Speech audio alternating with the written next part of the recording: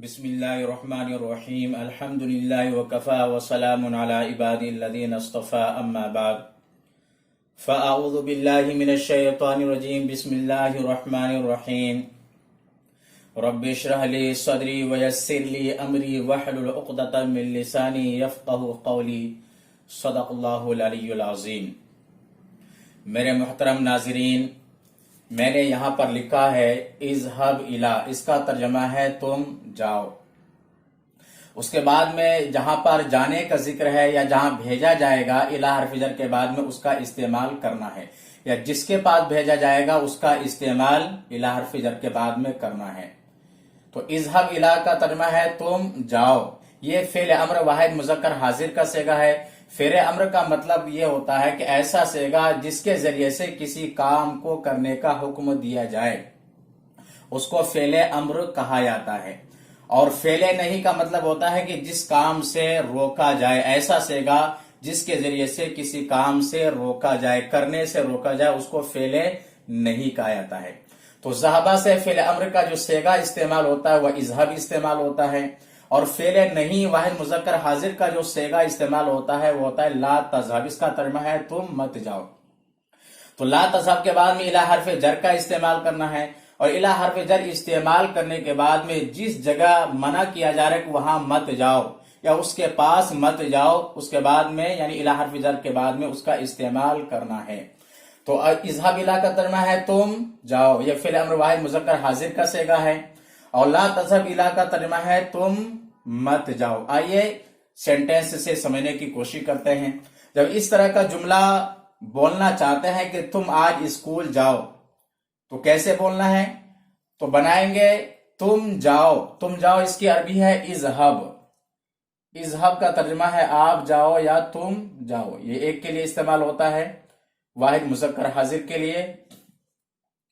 तो इज़हब का तर्जुमा है तुम जाओ। अब इसके बाद में इला हर्फ जर का इस्तेमाल करना है। अब इसके बाद में जिस जगह भेजा जा रहा है उसका इस्तेमाल करना है। मसलन तुम आज स्कूल जाओ, तो स्कूल का जिक्र है तो स्कूल की अरबी है अल मदरसा।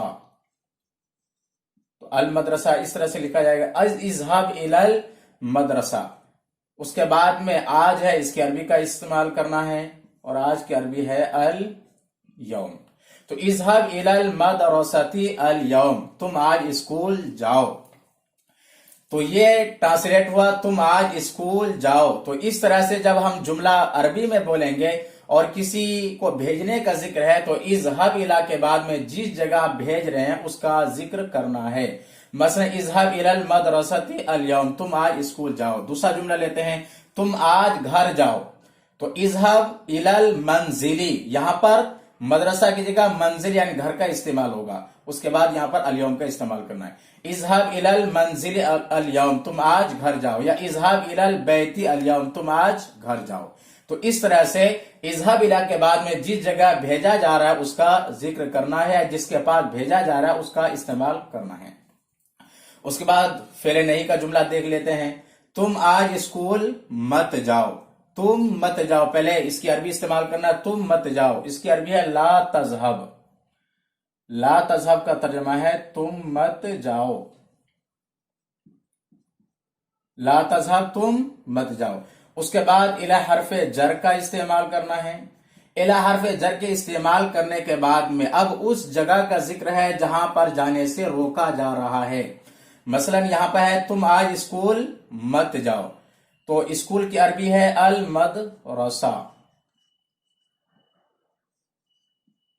अल मदरसा। उसके बाद यहां पर आज है, इसकी अरबी है अल यौम। इंग्लिश में लफ्ज टुडे इस्तेमाल किया जाता है।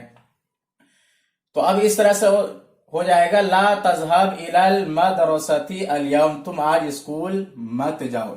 इसी तरह से अगर आपको कहना है तुम आज घर मत जाओ, तो ला तज़हब इलल मंजिली अल यौम, तुम आज दुकान मत जाओ। ला तज़हब इला दुकानी अल यौम, तुम आज बाजार मत जाओ। ला तज़हब इला सूक़ी अल यौम।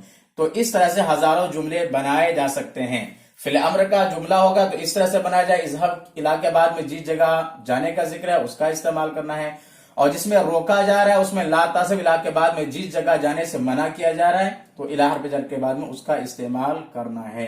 تو یہ ویڈیو بہت اہم ہے. اگر یہ ویڈیو پسند آئے تو میرے چینل کو سبسکرائب کریں اور بیل آئیکن پر ضرور کلک کریں. فقط والسلام.